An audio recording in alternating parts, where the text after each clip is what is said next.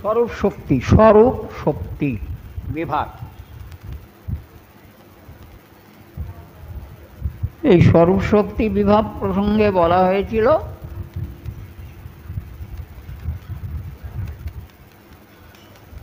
যে দুই ভাগে বিভক্ত করা হয় স্বরূপ শক্তিকে। প্রথম একটা ভাগ হলো সাংস শক্তি, আর দ্বিতীয় ভাগ হলো বিভিন্নাংশ শক্তি। এই স্বরূপ শক্তির দুটি ভাগ, একটা সাংস শক্তি আর একটি বিভিন্নাংশ শক্তি। স্বরূপ শক্তির সাংস শক্তি হলো শুধু স্মরণ করাবার জন্যে পূর্বদিনের কথা। উপস্থিত একাদশী ব্রতকারী সুধী ভক্তবৃন্দ কৃষ্ণ ভক্তি রস আস্বাদ পরায়ণ,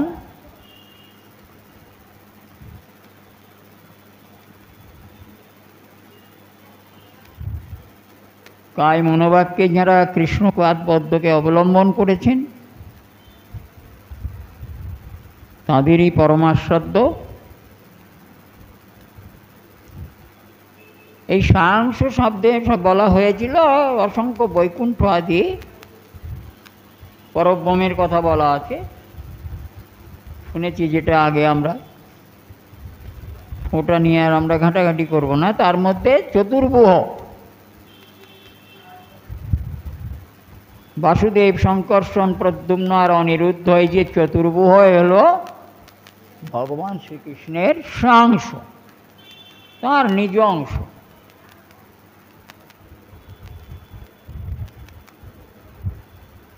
এটা মিটে গেল সাংস বিস্তারের অনেক। এবার হলো বিভিন্নাংশ। বিভিন্নাংশ হলো দুই প্রকার। মন দিয়ে শুনবেন, এসব কথা তো বড় আলোচনা আস্বাদন হয় না।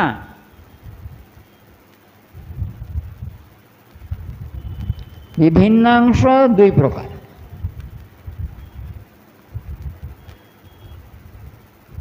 একটা হচ্ছে নিত্যসিদ্ধ, আর একটা হলো নিত্যবদ্ধ। নিত্যসিদ্ধ বা নিত্যমুক্ত, আর একটা অংশ হলো নিত্যবদ্ধ।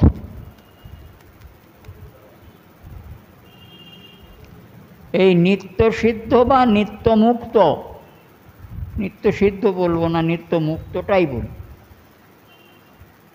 এই নিত্যমুক্ত তারা নিত্য কৃষ্ণপরায়ণ। এ জগতে সে জগতে যারা জীব, এই বিভিন্নাংশটা জীব, মনে রাখতে হবে। এর মধ্যে এক প্রকার জীব আছে শুদ্ধ জীব, আর এক প্রকার জীব আছে বদ্ধ জীব। বদ্ধ জীব, এই শুদ্ধ জীবেরা হলেন সব ভগবানের নিত্য ভগবৎপরায়ণ, ভগবানের পার্ষদ আদি সব। এরা জীব কিন্তু শুদ্ধ জীব। ভগবৎ কৃপাগুণে এরা শুদ্ধ জীব, নিত্য কৃষ্ণ পরায়ণ। তাদের শেখাতে হয় না কৃষ্ণ ভজন করতে, তাদের কৃষ্ণ ভজন করতে শেখাতে হয় না। তারা সব ভজনের নিগূঢ় তত্ত্ব আদি সব অবগত আছেন, হয়েছে। আমরা কৃষ্ণপরায়ণ হয়েছি বটে,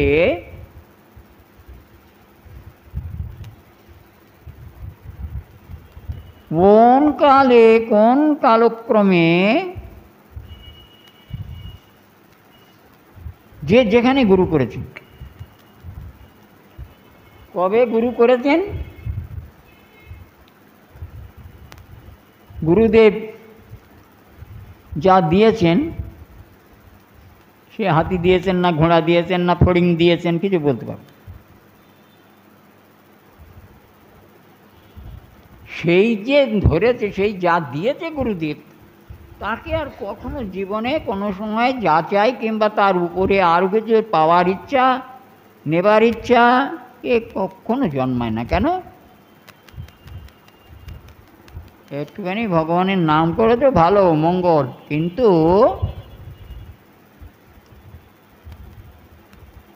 এইটা মনে করার কোনো কারণ নেই যে আমরা একেবারে কৃষ্ণগত প্রাণ হয়ে গেছি।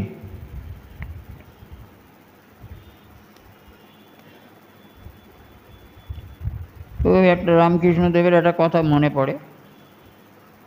এখন রামকৃষ্ণদেব বলেছে না পাড়ার লোক বলেছে তা তো বলতে পারবো না।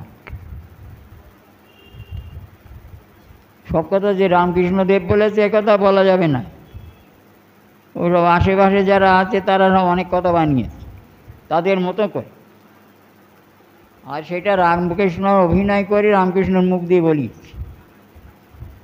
আছে প্রমাণ আছে।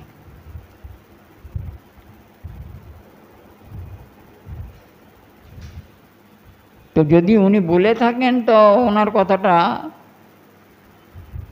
কথা বলেই আমি বলছি।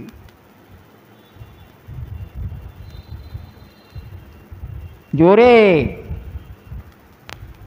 আগে সাধনায় সিদ্ধি, পরে সংসার। কি বললেন?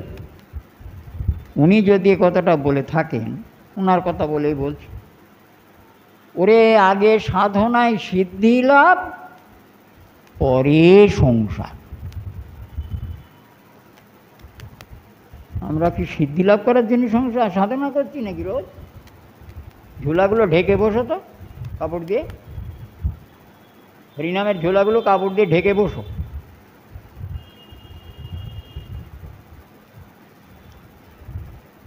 আমরা সাধনায় সিদ্ধি লাভ করবার জন্যই সব করছি তো, নাকি শুধু বৈরাঙ্গ মুখে মুখে?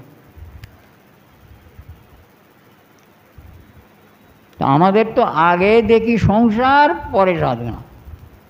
সিদ্ধি তো অনেক দূরে। আগে সংসার করব, তারপরে যদি হয় তো একটু সাধনা করলাম সকাল সন্ধে, ওই একটু সময় মেপে নিয়েছি, ওটুকুও ভালো।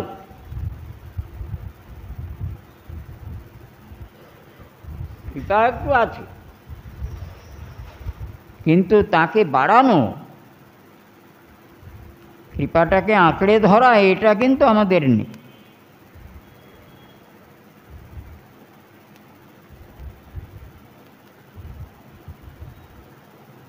আমাকে বাদ দিয়ে কথা বলছি না, আমি ওই দলে, তার চেয়ে তো কমও হতে পারে।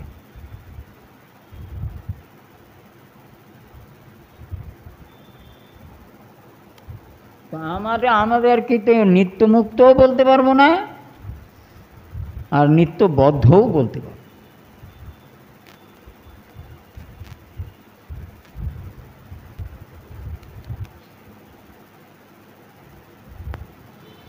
একটা গল্প ছোটবেলা থেকে শুনে আসি, কথাটা বেশ এখন মনে হচ্ছে মূল্যবান আছে। হদ্দ করলে পদ্ম দিদি, অম্বলে দিলে আদা। শুনেছেন আপনার এটা সবাই? হদ্দ করলে পদ্ম দিদি, অম্বলে দিলে আদা।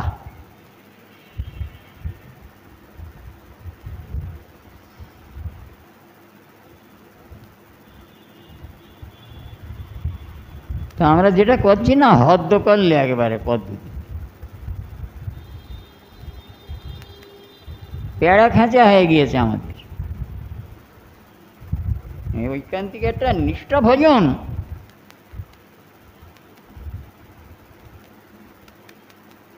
একটু প্রাণের আরতি দিয়ে, প্রাণ মন দিয়ে ভগবত চরণ সেবা যারা করছেন তো ভালো, কিন্তু আমি যখন এখানে কথা বলবো তারপরে আমার মুশকিল হয় এই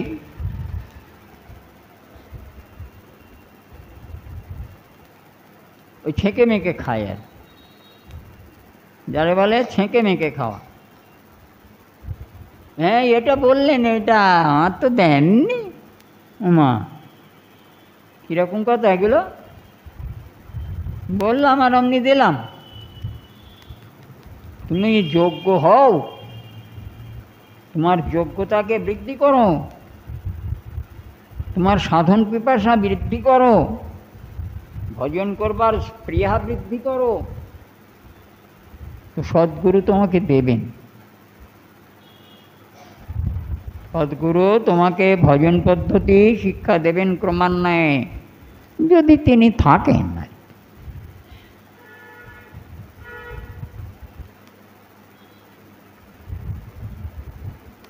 যোগ্য না হয়েই এমনি বলবে। আমি এক জায়গায় গান শেখাতাম, হ্যাঁ, অনেক ছাত্রছাত্রী ছিল, আমার পরীক্ষা দিয়াতাম তাদের সব। তো এক বাড়িতে গান শেখাতে গেছি, এরা খুব বড় লোক, আমার চেনা জানা, তারা মুখার্জি। তা তার মা আর মেয়েকে আমার কাছে গান শেখাবার জন্যে আমারে কল করেছিলেন, আমি গেছি। আমাদের ঘটনাটা এরকম।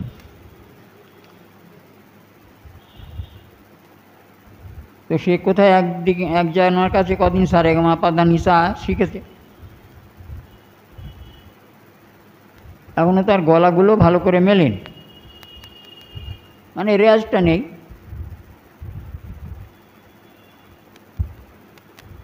তো তুমি কি কি পেয়েছো আমাকে একটু দেখাও।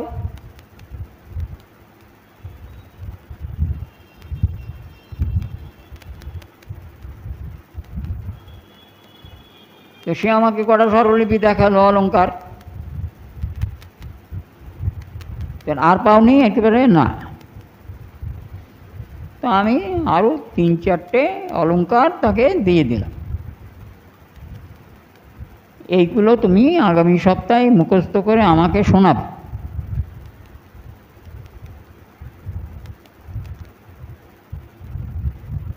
তাকে দেখিয়ে দিলাম হারমোনিয়ামে। তো পরের সপ্তাহে গেছি, তুলেছে কোনো মতে, মানে সম্পূর্ণ ভালো হয়নি। তার মানে ওকে ওই অলঙ্কারগুলো সাজাতে গেলে আরও কয়েক সপ্তাহ লেগে যায়। কিন্তু এভাবে গান আর এখন বড় একটা কেউ শেখে না, এখন তো সব ডেকে গান বাজে, আর ও বাজনা বাজায়, যারা বাজনা বাজায় ওই তালে তালে বাজিয়ে নেয়, আর ও গান তালে তালে শিখে নেয়, হয়ে গেল। হারমোনিয়াম ধরে আর সাধনা করতে হয় না। তো এটা মানে দেখো, তোমার এটা স্বরলিপি খুব ভালো একটা ওঠেনি, আমি আবার নতুন করে তোমার অলঙ্কার দেব, তুমি তুলতে পারবে? আমাকে হট করে বললো, মাস্টারমশাই আপনি গান দেবেন না? এখানে কেউ গান শেখে? কেউ গান শিখেছে এখানে? কেউ মাস্টার আছে এখানে? গানের মাস্টার আছে? গানের মাস্টারি করে কেউ? কিংবা কেউ গান শেখে?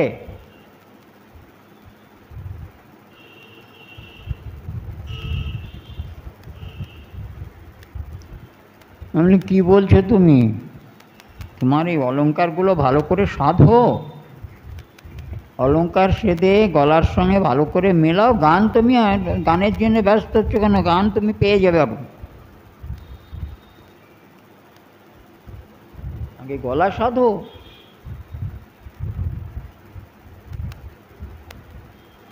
মারে কিছু বললো না আমাকে, শুনলো, ঠিক আছে, তুমি এই কটা অলঙ্কার করো, আগামী সপ্তাহে দেখি, না হলে তোমাকে একটা গান দেব।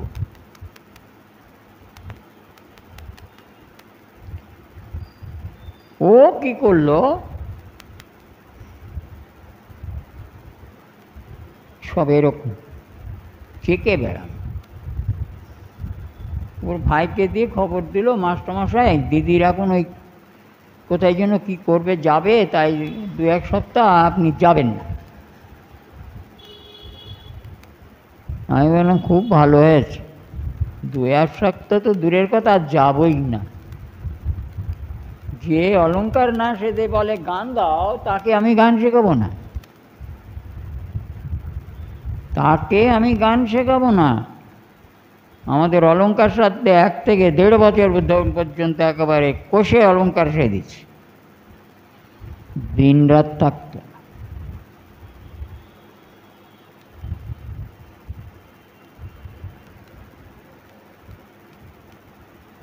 এখন নাই, যাবার পথে। তো এই মন্ত্রের ব্যাপারেও ঠিক এই প্রকার।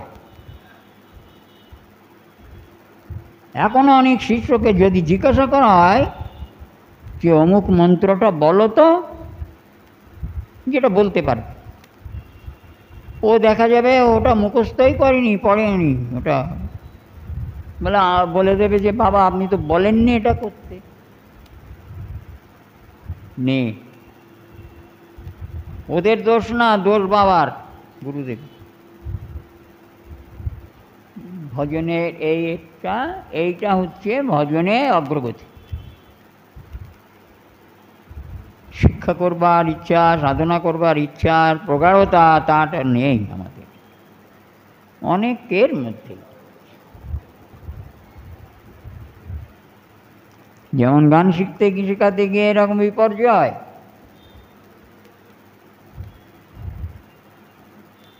এমনি শিষ্যদের কাছে গিয়ে এরকম বিপদ। একজনকে জিজ্ঞাসা করলাম, আপনাদের বলেছি কিনা জানি না, তো শুনে নিন একবার। মালা নেবে, হরিনামের মালা,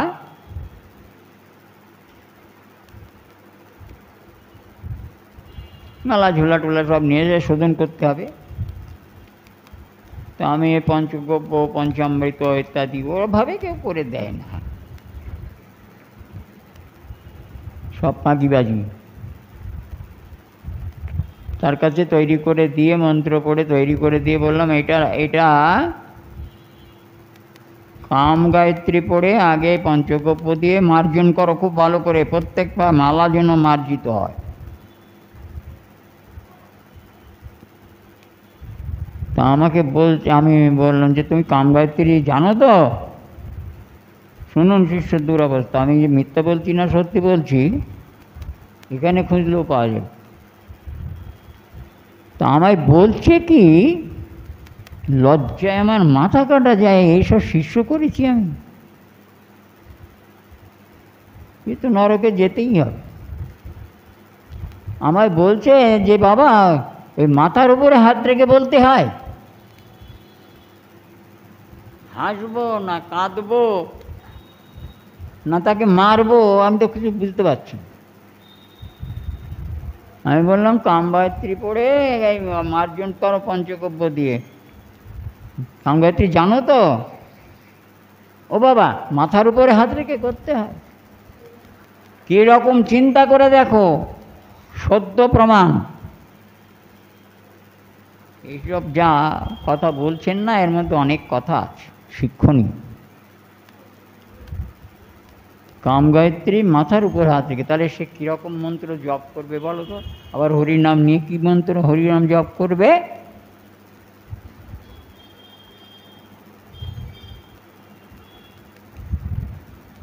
মনের মধ্যে খুব বিরাগ এসে গেল। কেউ যদি বলে মন্ত্র নেব, ভেতরে আমার সিংহের মতন গড়গড় করে, বাইরে প্রকাশ করতে পারি। যে তুমি মন্ত্র নেবে, কোনোদিন ভক্ত সঙ্গ করলে না, ভাগবত শুনলে না, সাধু সঙ্গ করলে না, গুরু কি বস্তু তা অবগত হতে পারলে না, একেবারে মন্ত্র নেব, হরিনাম নেব, নাও তো খুব ভালো কথা, কিন্তু নিলেই শেষ হয়ে যাবে। মানুষ সর্বস্ব ত্যাগ করে ভগবত চরণকে টানছে, আকর্ষণ করছে, সেবা করছে। তুমি কি করছো এটা?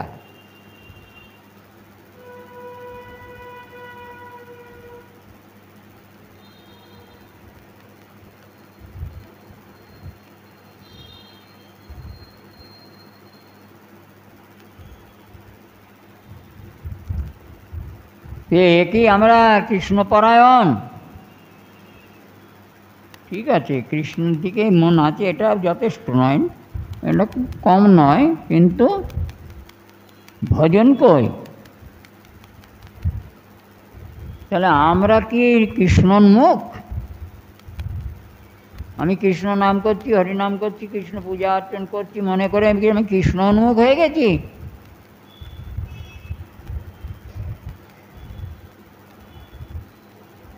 যারা নিত্যমুক্ত তারা নিত্য কৃষ্ণ, একেবারে কৃষ্ণগত প্রাণ, কৃষ্ণ উন্মুখ, এরা পার্শ্ব আদি। আর নিত্যবদ্ধ একেবারেই কৃষ্ণ বহির্মুখ, কৃষ্ণ নাম তার মুখে সরবে না। উঠিতে বসিতে বাপ মারে ডাকি, কৃষ্ণ নাম তবু মুখে আসে না। এই কথাটা সত্যি কথা তো? হাঁটুর ব্যথা, ও কৃষ্ণ বলে উঠবে নাকি? ও বলবে বাবা রে।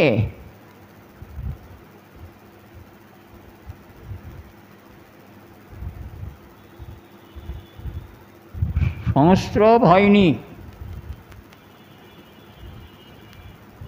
তার মধ্যে যার যতটুকু হয়েছে ওটা ফেলে দেবার নয় কৃষ্ণের কোনো অনুকৃপা।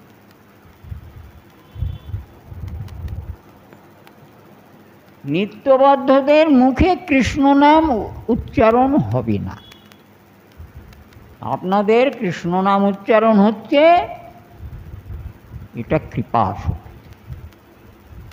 এবার বলছি, যারা কৃষ্ণ ভজন করছেন, যারা কৃষ্ণগত প্রাণ হয়েছেন, কৃষ্ণের জন্যে দিন রাতে অনেক সময় কাটান, সময় দেন, সেবা অর্চন করেন, তাদের কথা এবার আস্তে আস্তে বলবো। কিন্তু মনে রাখবেন, নিত্যবদ্ধ যারা, তাদের কাজ হচ্ছে কামাচার করা,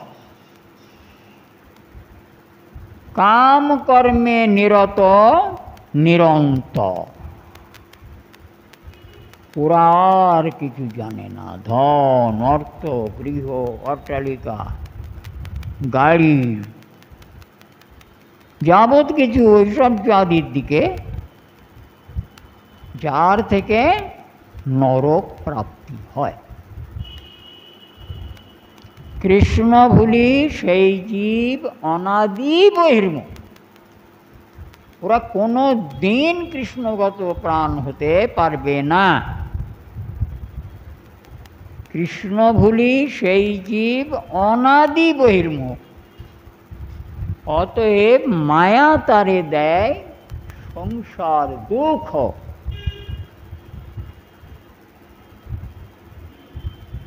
কৃষ্ণ না ভুললে মায়া দুঃখ দিত না।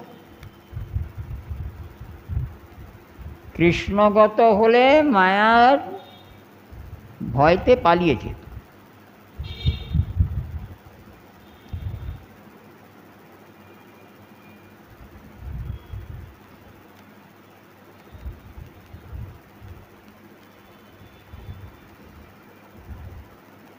ব্রহ্মাণ্ড ভ্রমিতে কোনো ভাগ্যবান জীব বা ভ্রমিতে ভ্রমিতে যদি সাধুবদ্ধ পায়, সেই জীব নিস্তারে মায়া তাহারে ছাড়য়।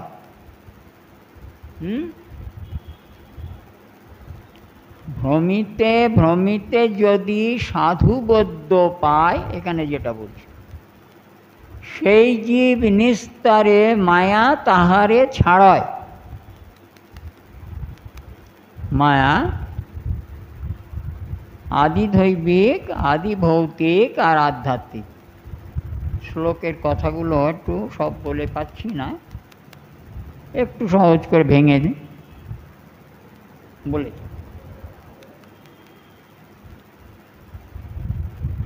মায়া তাহলে আমাদের দুঃখ দিচ্ছে কেন?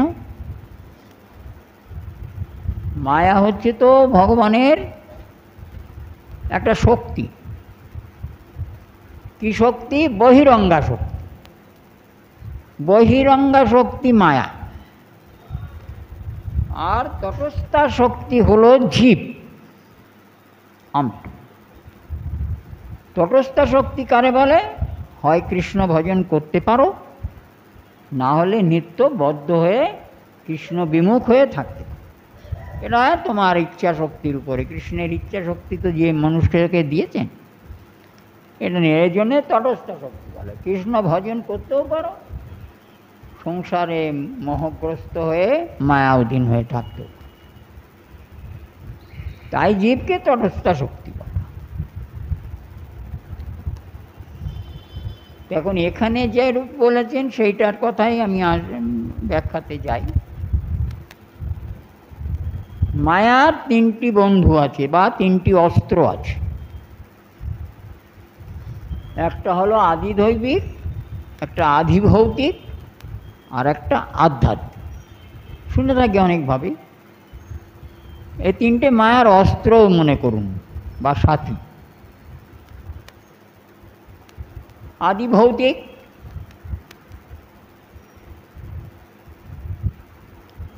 টাকা থাকলেও জ্বালা, না থাকলেও জ্বালা।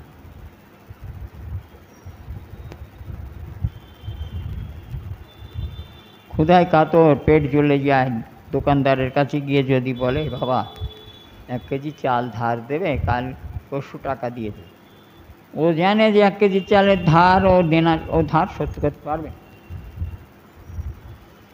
দোকানদার বলে দেবে না, হবে না, যখন ধার বাকি আমি বেচি না।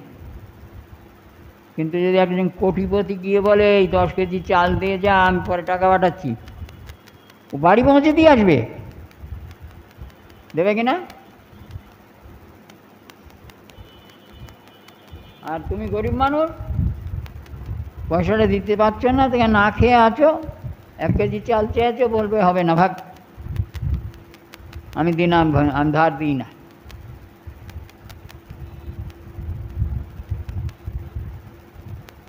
আধিভৌতিক, কি কারণে দরিদ্র হয়েছে? মনুষ্যগণ তোমাকে একরকম, আবার থাকলে চোর ডাকাতের ভয়, এছাড়া নানা প্রকার ভৌতিক ব্যাপার আছে। ভৌতিক মানে মানুষের দ্বারা, জীব দ্বারা যার ক্ষতি সাধন হয়, এগুলোকে আধিভৌতিক বলে।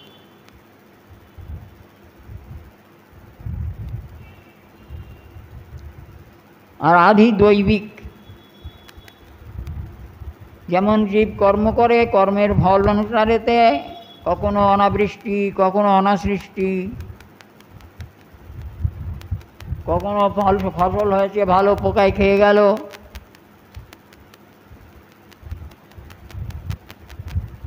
দৈব সবাই দেখতে পায় এগুলো।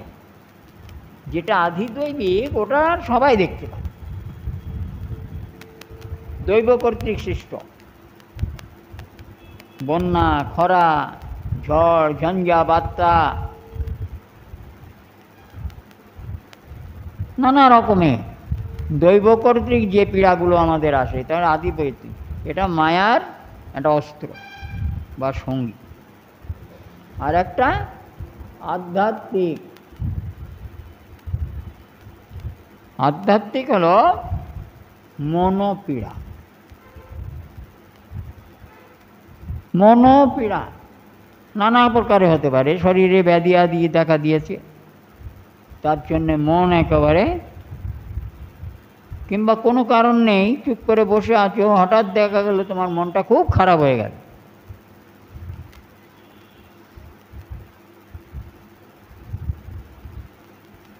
যে মনোপীড়াটা হয় ওইটা বলা হয় আধ্যাত্মিক। এই তিনটি অস্ত্র দ্বারা নিরন্তর কৃষ্ণ বহির্মুখ জীবকে মায়া পীড়ন করে, দগ্ধ করে। ভালো নেই কেউ এখানে, কেউ ভালো নেই। ভালো আছেন? জিজ্ঞেস করলে ভালো আছেন তো বলে কী যে ভালো আছো সে সবাই জানে, কেউ ভালো নেই। এই ভালো আছেন কথাটা কেউ কাউকে আর জিজ্ঞাসাই করবেন না। আমার কথা যদি শোনেন জিজ্ঞাসা করবেন না, কারণ কোনোভাবে কেউ সর্বতভাবে ভালো নেই। কৃষ্ণ বহির্মুখতা আমাকে ভালো থাকতে দেবে না। ওই মায়া নিরন্তর যন্ত্রণা দেবে নানা প্রকারে। ভ্রমিতে ভ্রমিতে যদি সাধু পদ্য পায়, আমি অনেকগুলো কথা বলেছি। কৃষ্ণ ভুলিছে এই জীব অনাদি বহির্মুখ, অনাদি বহির্মুখ, এদের কোনো কালে সংসার নিষ্কৃতি নেই। কৃষ্ণপাদ পদ্ম অবলম্বন না করলে কোনোভাবে সংসার নিষ্কৃতি হবে না।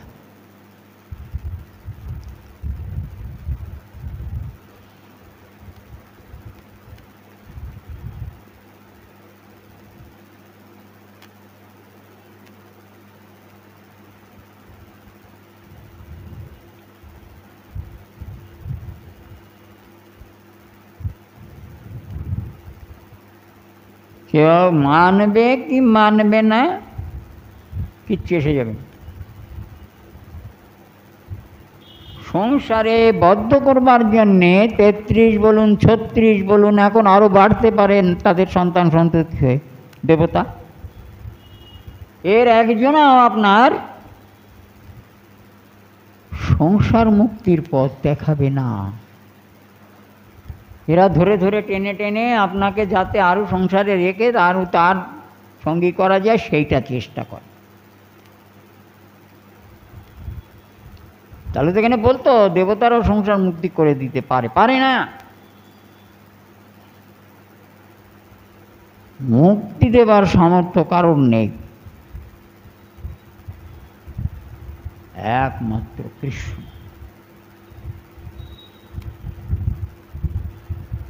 তারে ভজন করলে তবে সংসার আনন্দ পাবে, পরমানন্দ লাভ হবে এবং সেই পরমানন্দের কাছে যেতে পারে। তো ভ্রমিতে ভ্রমিতে, জন্ম তো আমাদের একটা নয়। আপনারা যে জায়গাটায় আজকে এসে গুরুপাদ পদ্ম আদি অবলম্বন করে ভজনে যে জায়গায় এসে পৌঁছেছেন, এটা এক জন্মে পাননি, ভুল করবেন না।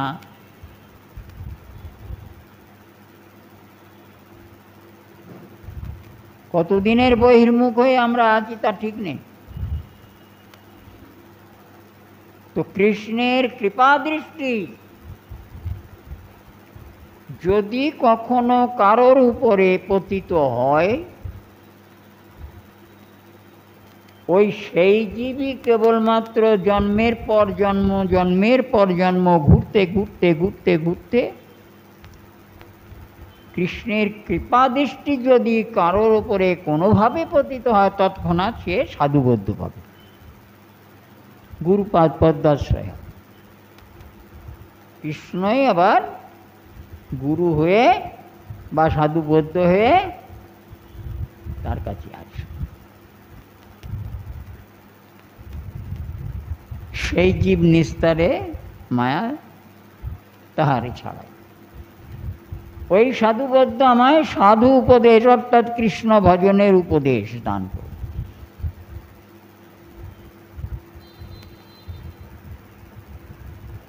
আর সেই উপদেশ অনুসারে তার ভজন করে তারা যদি নিষ্ঠাবান হয়, শ্রদ্ধা করে যদি ভজন করে, তবে তার মুক্তি, সংসার, কৃষ্ণ পাদ পদ্ম সেবা প্রাপ্ত হবে।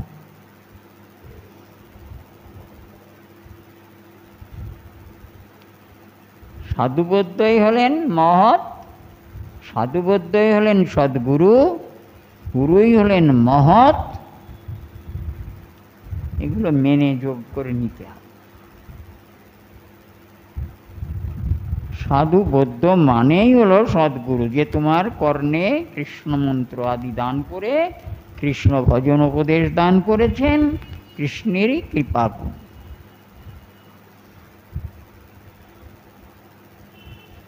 আপনারা এক জন্মে পাননি,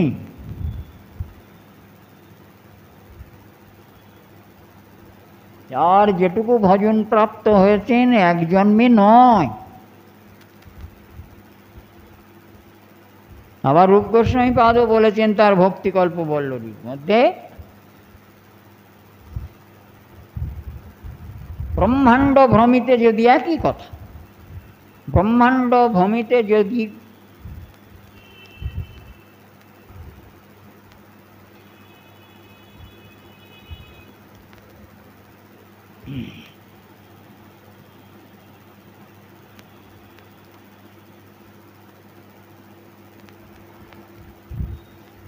কোনো ভাগ্য বলে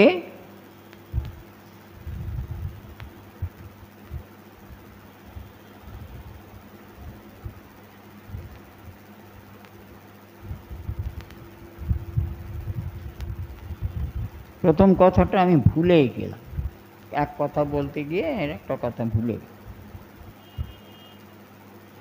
ব্রহ্মাণ্ড ভ্রমিতে কোনো ভাগ্যবান জীব, একই কথা, একটু এদিক, ব্রহ্মাণ্ড ভ্রমিতে যে কোনো ভাগ্যবান জীব, ভাগ্যবান জীব বলা হচ্ছে কেন? গুরু কৃষ্ণ কৃপায় পায় ভক্তি লতা বীজ। কৃষ্ণই গুরু, গুরু কৃষ্ণ, গুরু কৃষ্ণ,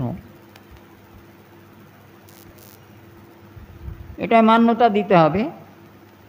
আর যদি দ্বিধা বিভক্ত করি তাহলে বলবো গুরু আর কৃষ্ণ, এ দুজনার কৃপা বলে ভক্তিরূপ লতার বীজ প্রাপ্ত। তো বীজ পেলে তো বীজ থেকে গাছ হয় না।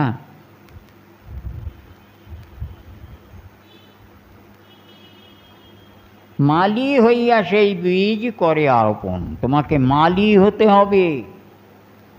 কিভাবে বীজ বপন করলে, কিভাবে জমিকে তৈরি করলে তাতে ভক্তিলতা বীজ জন্মাবে, বীজ থেকে অঙ্কুর হবে, তোমাকে মালি হয়ে সেটা সাবধানে, অর্থাৎ গুরুদত্ত বস্তুকে সর্বক্ষণ সন্তর্পণে সংযতনেতে আদর করে তার পরিচর্যা করতে হবে, এটাই মালি।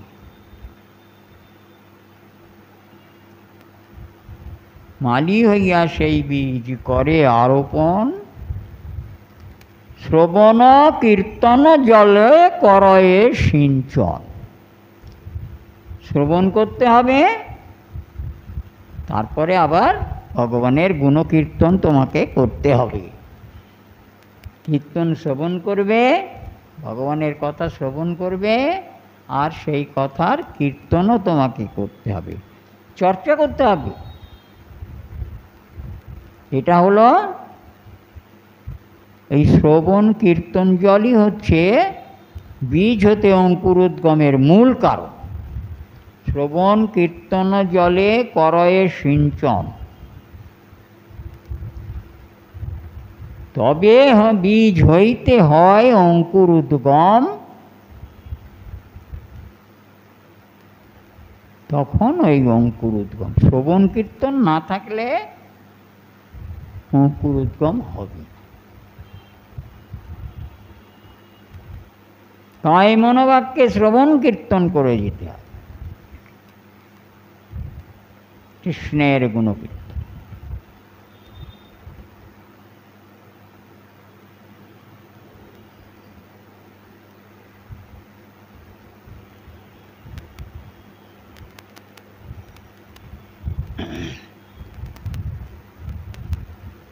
তবে হয় তা হইতে অঙ্কুর,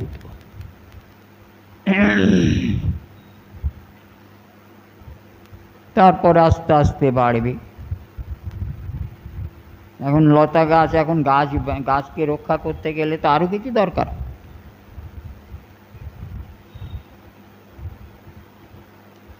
তাকে বেষ্টনী দিতে হয়, বেড়া দিতে হয়, করতে হয়, ইত্যাদি যত্ন করে রক্ষা করতে হয়। তা আমরা সেইটা করি কি না?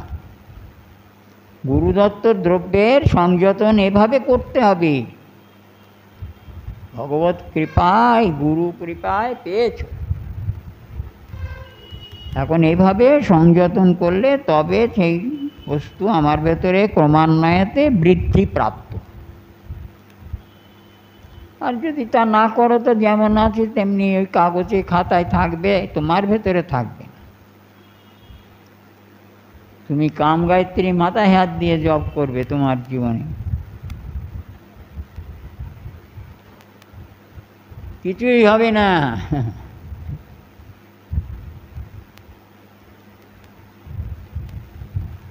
এসব কথা বলছেন এইখানেতে অনেক কথা। কৃষ্ণ বহির্মুখ হয়ে সংসার আদি ভোজে ভোগ করে, আর সংসার ভোগ করে নরকে যায়। নরক কোথায় বলতে পারবো না, শুনেছি দক্ষিণ দেশ, দক্ষিণে যমলোক। এই কৃষ্ণ ভজন না করার জন্যে, শুধু সংসার করার জন্যেই এখন সংসারের নিরন্তর সর্বকর্মের মধ্যেই পাপ তাপ রয়েছে, সব কাজের মধ্যে পাপ। আর পাপ করলেই যা প্রাপ্তি হবার তাই প্রাপ্তি হবে।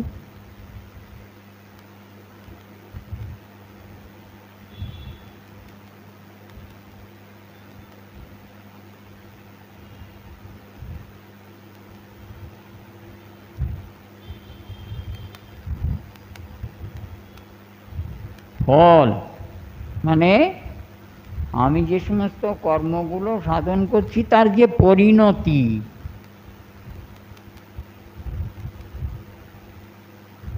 সেটা তো আমরা কখনো সব সময় বিচার করে দেখি না যে কর্মের পরিণতি কি হবে। ওই সেই পরিণতিটাই, পালিত কর্মের পরিণতি ভোগ হলো পাপ। পালিত কর্মের পরিণতি ভোগ হলো পাপ, পাপ।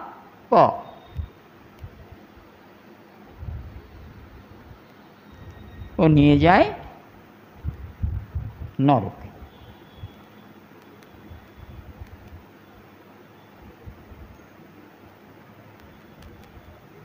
এসব কথা খুব গুরুত্বপূর্ণ এবং ভয়ঙ্করও বটে। এই জন্যে আমরা যারা একপথে এসেছি তারা অনেক সাবধানে যতটুকু পারবো সারাদিন রাতে ভগবত চরণের দিকে একটু মতিটা রাখতে হবে। ও করলে চলবে না। মা বাবা কেউ নেই, ভগবান শ্রীকৃষ্ণই মাতা, ভগবান শ্রীকৃষ্ণই পিতা। তিনি মাতা, তিনি পিতা। অতএব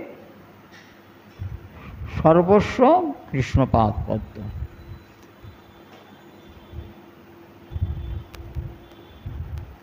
সেই দোষে মায়া পিশাচি দণ্ড করে তারে, আধ্যাত্মিকাদি তাপত্রয়ে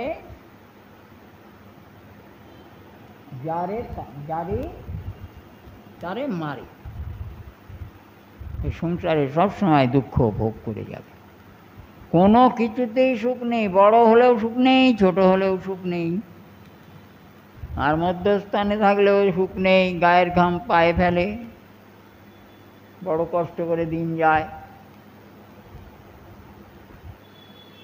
এই মায়া তাকে এভাবে অতি যন্ত্রণা দান করে, আমাদের সেই যন্ত্রণা ভোগ করছি। যদি কৃষ্ণ ভজন করি এ আমাদের গায়ে লাগে না, গায়ে লাগে না।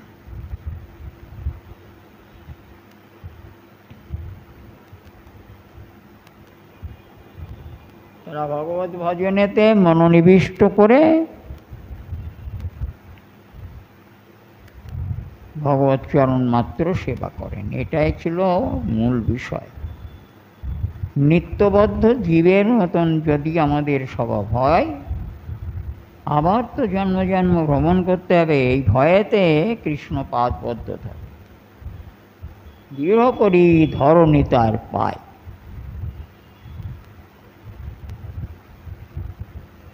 দৃঢ় করে গৌর পায়ে ধরতে হবে, দৃঢ় করে কৃষ্ণ পায়ে ধরতে হবে। আমি আর কোথাও যাব না, আমি জানি না, চিনি না, আমি এদের চিনি। এই মনোভাব নিয়েই অগ্রসর হলে মঙ্গল লাভ হবে। আজকে আর নয়, এই পর্যন্ত অবস্থান করুন। আবার আগামী দিন শনিবারে ঠাকুর করালে আর আমাদের আস্বাদন হবে। নিতাই গৌরী সীতানাথ।